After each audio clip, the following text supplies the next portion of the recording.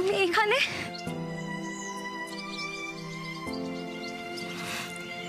ভয় কেন পাচ্ছ পিমনি? আমি আছি তো, কিচ্ছু হবে না। দেখো দেখো কে এসেছে।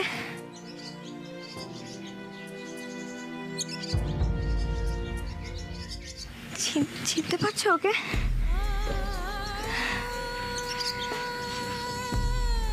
ও নীলাদ্রি, তোমার সেই আদরের নীলাদ্রি, সবেমাত্র নিউ ইয়র্ক থেকে কাল বাড়ি ফিরেছে।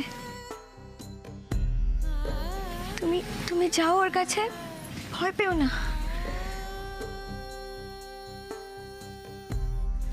আসলে ও অনেক বড় হয়ে গেছে তো, তাই বোধহয় তুমি ওকে ঠিক চিনতে পারছো না।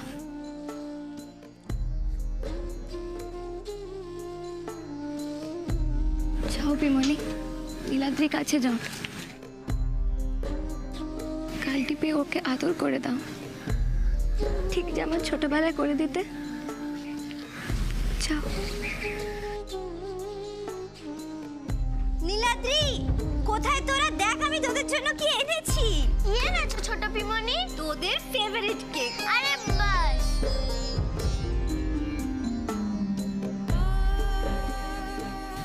তুমি আমার কাছে আসবে না ছোট পিমনি? আমি ওদের মতো খারাপ নই, বিশ্বাস করো। তোমার কি কিছু মনে নেই? কিচ্ছু না? তুমি আমাকে চিনতে পারছো না ছোট পিমনি?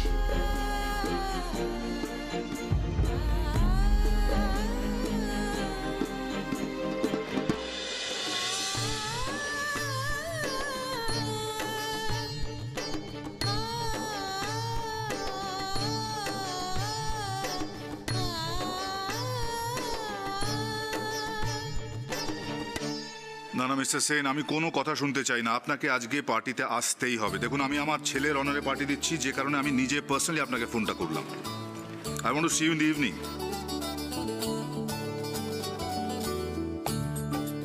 ইয়া ইয়া, আইল সি ইউ। যাও। নীলাদ্রি কোথায়? সকাল হয়ে গেল, দেখছি না। হ্যাঁ, আসলে আমি ডাকবো করছি। ওই কাল অনেকটা জার্নি করে ফিরেছে তো, তারপর দিন রাতের হেরফেরও হয়ে গেছে, খানিকটা রাত্রে অনেকক্ষণ জেগেছিল, ঘুমোয়নি, তাই আমি ভাবলাম ডাকছি।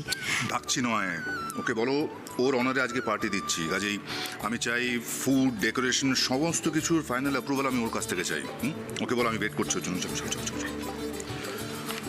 দিদি, নীলাদ্রি বাবা তো ঘরে নেই। আমি বেডটি দিতে গিয়ে দেখতে পেলাম না। ঘরে নেই মানে? কোথায় গেছে?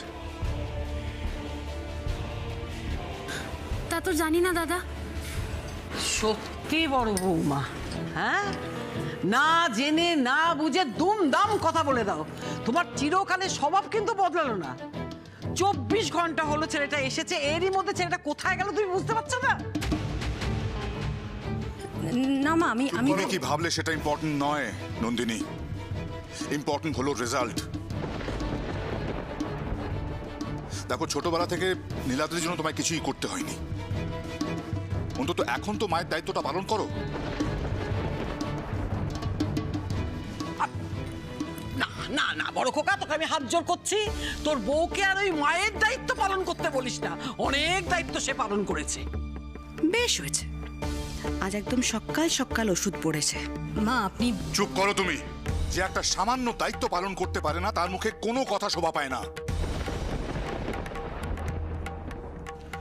ললিতা, আমার সিকিউরিটিদের গিয়ে বলো যেখান থেকে পারে নীলাদ্রিকে খুঁজে যেন বার করে নিয়ে আসে। আর আজ সারাদিন নীলাদ্রি কোথায় যাচ্ছে যেন খবর আমি পাই। বুঝতে পেরেছো?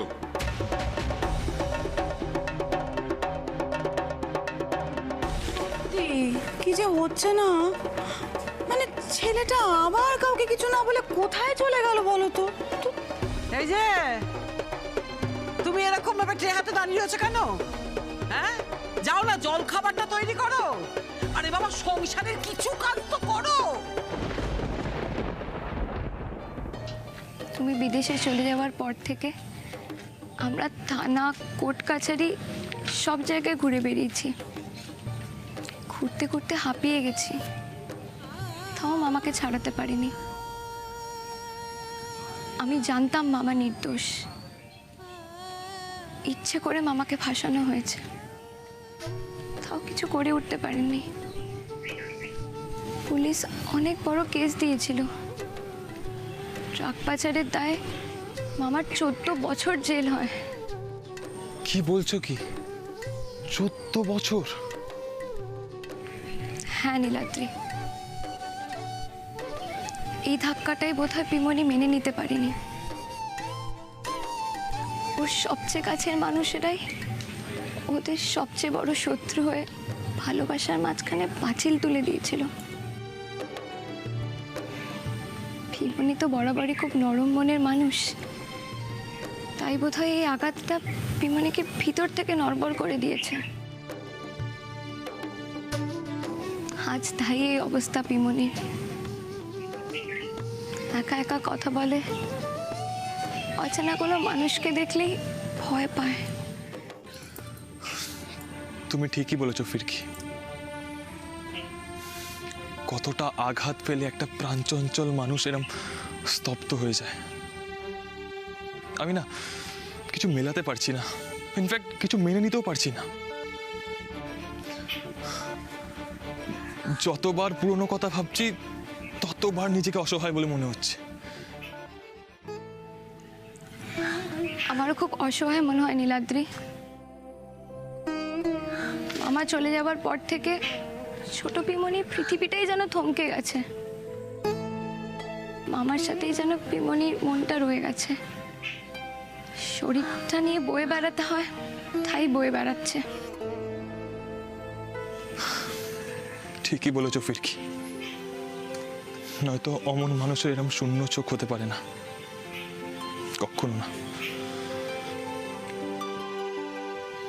আমি তখন ছোট ছিলাম, বুঝতাম না, কিন্তু এখন বুঝি।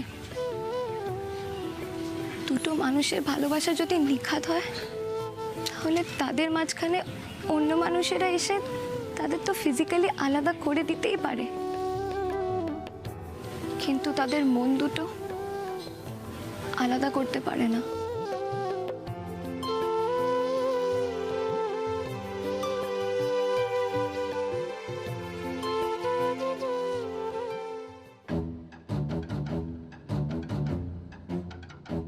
সত্যি দাদা, তোমার না ছেলের পায়ের তলায় সর্ষে। দেখ না, তাকে এদিক ওদিক বেরিয়ে যাচ্ছে। এই দেখো, কালকে আমাদের সবাইকে কত টেনশনে ফেলে চলে গেল বলো তো। আজকে আবার দেখো কোথায় গিয়ে বসে আছে কে জানে। কোথায় আবার যাবে? জগিং করতে গেছে বোধহয়। জগিং? আরে বিদেশে তো সবাই ফিট অ্যান্ড স্লিম থাকে, আর দাদাভাই যখন ওখানে থাকতো রোজ এক্সারসাইজ করতো। এবার এখন দেশে ফিরেছে বলে তো আর বিদেশের ভালো অভ্যাসগুলো ছেড়ে দেবে না বলো?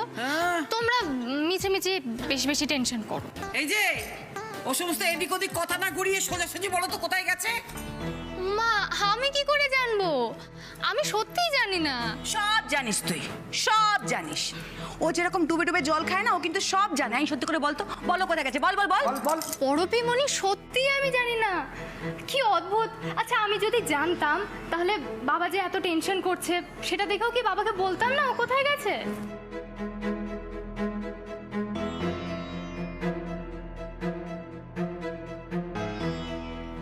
আরে বড় খোকা, বলছি নীলাদ্রি ওই বস্তিটাতে যায়নি তো?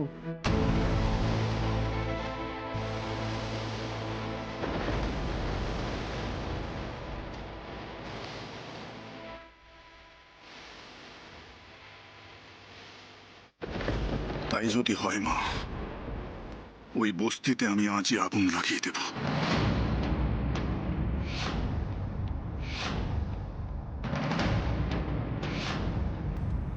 না না ভাস্করদা, নীলাদ্রি ওখানে যাবে না। আর যাবেই বা কেন বলো তো? এই 12 বছরে ও কি কোনোদিন ওই মেয়েটার সঙ্গে যোগাযোগে ছিল না সম্পর্কে যে আজ যাবে? হয়তো ঠিকই বলছো তুমি রুমা, তবে আমাদের ভাবনার বাইরেও পৃথিবীতে অনেক কিছু ঘটে। এই রে, দাদা ভাই আর ভিকিকে নিয়ে আলোচনা করলে তো মুশকিল। বাবা দেখো, দাদা ভাই ঠিক কোথায় গেছে আমি তো জানি না, তবে কাল রাতে ছোট পিমনির ব্যাপারটা শোনার পর থেকে দাদা ভাই ভীষণ আপসেট ছিল। দাদা ভাই তো কাল রাতে ছোট পিমনির দরজাও নক করেছিল, কিন্তু অ্যাজ ইউজুয়াল ছোট পিমনি দরজা খোলেনি। ওকে বিদিশার ব্যাপারে বললো কে? তোদের মা? বাবা তুমি সবসময় মায়ের দোষ কেন দেখো বলো তো? ঠাম্মি আর বড় পিমনি তো সবকিছু বললো যে ছোট পিমনির মাথা খারাপ হয়ে গেছে, ও সুইসাইড করতে গেছিল। এই সব কিছু শোনার পর থেকেই তো দাদা ভাই এত আপসেট। তোদের কোনো সেন্স নেই না? কোনো সেন্স কাজ করে না তোদের? ছেলেটা কালকে মাত্র বাড়ি ফিরলো আর কালকেই তোদের বলতে হলো। এতগুলো বছর নীলাদ্রি থেকে কথাগুলো চেপে রাখা হয়েছিল। বলতে যদি এত ইচ্ছে করছিল ধীরে ধীরে বলতে পারতিস। আমি বলতে চাইনি, বিশ্বাস কর। আমি মানে ও এমন ভাবে প্রশ্ন করলো না যে মা, আমি জাস্ট বলে ফেললাম। দূর বাবা, আবার আমাকে টানাটানি করে মুছিস কেন? তুই নিজে সামলা না। বাহ বাহ বাহ, নীলাদ্রি জানতে চাইলো অমনি গড়গড় করে সবটা বলে দিলি। বেশি কথা বলিস বলে কখন কোথায় কতটা কথা বলতে হয় তার কোনো আন্দাজ থাকে না, তাই তো? বিরক্ত লাগছে আমার।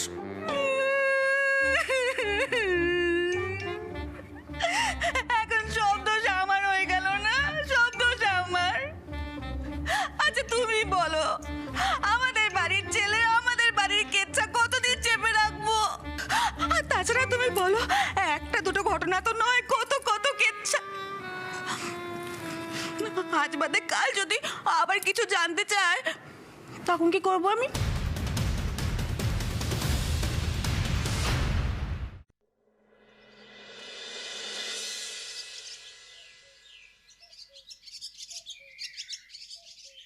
তোমার বাবা অনেক বড় বাড়িতে পিমনির বিয়ে ঠিক করেছিল, সবাই তাতে সায় দিয়েছিল, কিন্তু একবারের জন্য কেউ পিমনির মনের কথাটাই জানতে চায়নি।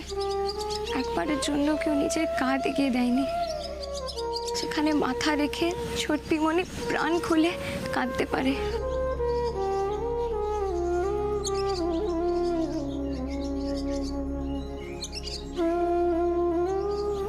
শুধু মধুজা আর মিষ্টিমাই প্রতিবাদ করেছিল, কিন্তু সবার সামনে ওদের প্রতিবাদ খড়কুটোর মতো উড়ে গিয়েছিল।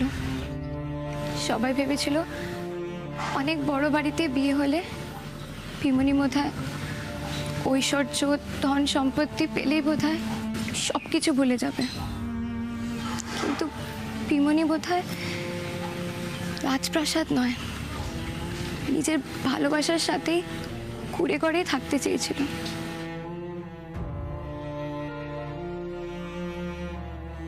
কিন্তু এই চাওয়ার কেউ মর্যাদা দিল না। সেই জন্যই বোধহয় অভিমানে কষ্টে নিজেকে শেষ করে দিতে চেয়েছিল পিমনি। মধুচার থেকে খবরটা পেয়ে আমি আর আমার মা ছুটে গিয়েছিলাম, তবে আমাদের হাসপাতালে ঢুকতে দেওয়া হয়নি। শুধু খবরটা পেয়েছিলাম প্রাণে বেঁচে আছে পিমনি, কিন্তু খুব মেন্টাল শক পেয়েছে।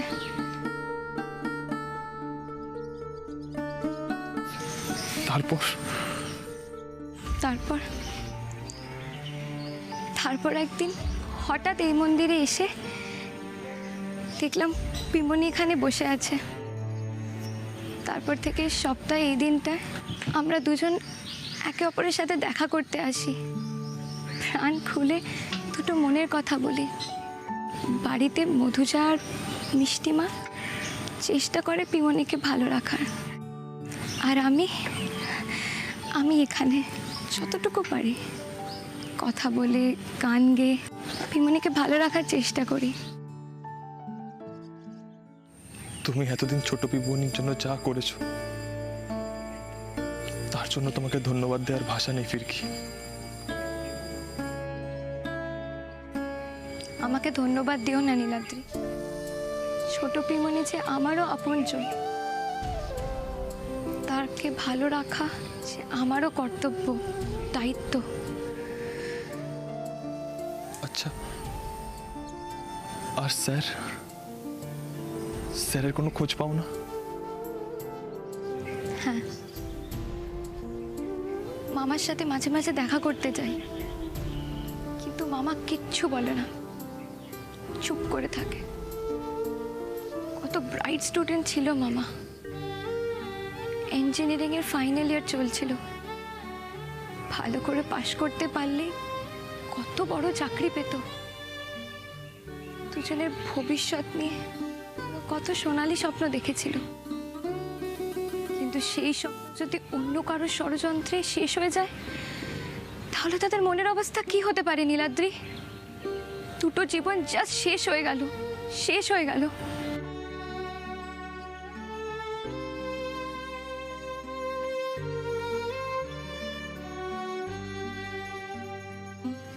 আমি তোমাকে কথা দিচ্ছি নীলাদ্রি, যার জন্যই মামা আর ছোট পিমনি আজ এই অবস্থা হয়েছে, তাদের আমি খুঁজে বের করে শাস্তি দেবই, তাতে যত বছরই লেগে যাক না কেন।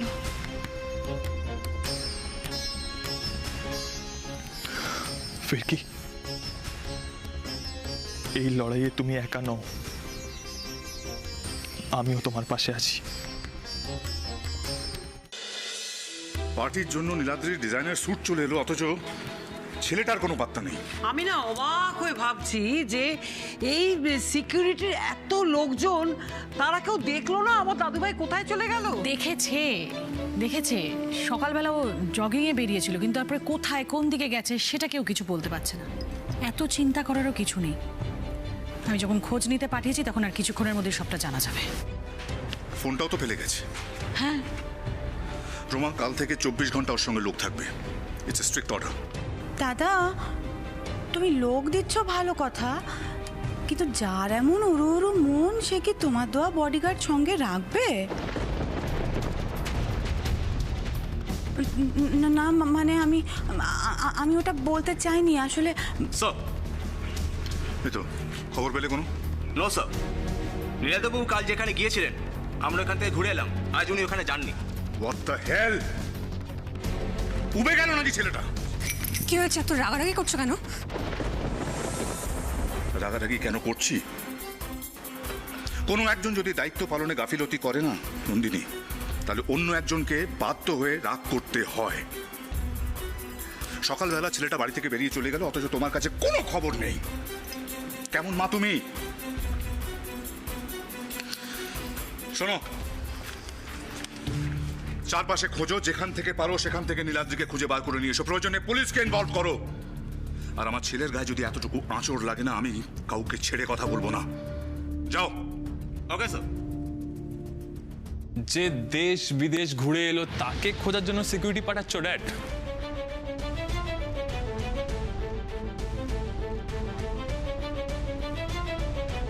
আর যে মানুষটা এই বাড়িতে থেকেও নিরুদ্দেশ, সেই মানুষটার খেয়াল করার আজকে কেউ নেই?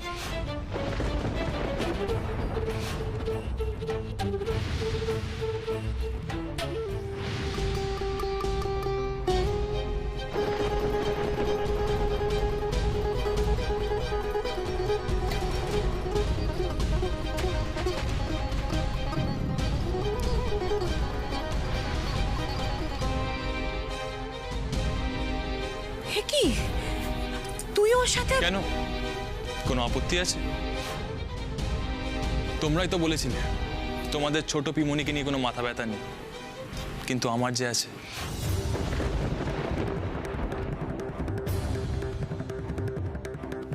কি হলো, মাথা নিচু কেন? মুখটা তোলো।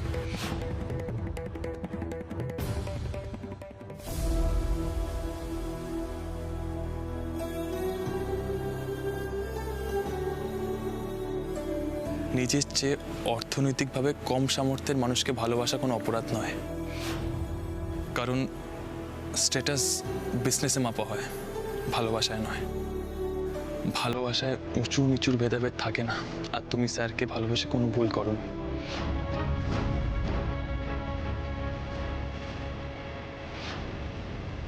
অপরাধ তারা করেছে যারা শুধু তোমার ভালোবাসাকে নয়, তোমাকেও মানুষ হিসাবে মর্যাদা দেয়নি, তোমার ইচ্ছেকে সম্মান করেনি। উল্টে তাদের কিছু ভ্রান্ত আইডিয়া তোমার উপর চাপিয়ে তোমাকে অসুস্থ করে তুলেছে। তাই আজ থেকে তুমি না, মাথা নিচু করে থাকবে তারা।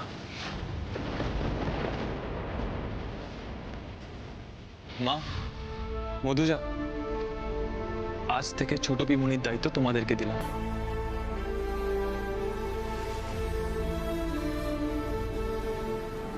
নাটক দেখো মেয়ের।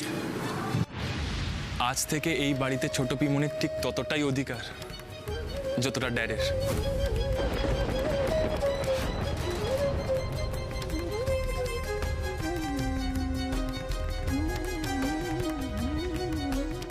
আমার ছেলেটা মানুষের মতো মানুষ হয়েছে। আর এই কথা যদি অন্যথা হয় বা ছোট পিমনির ওপর যদি কোনো রকমভাবে হেনস্থা করা হয়, তাহলে আমি সেই মুহূর্তে এই বাড়ি ছেড়ে চলে যাব।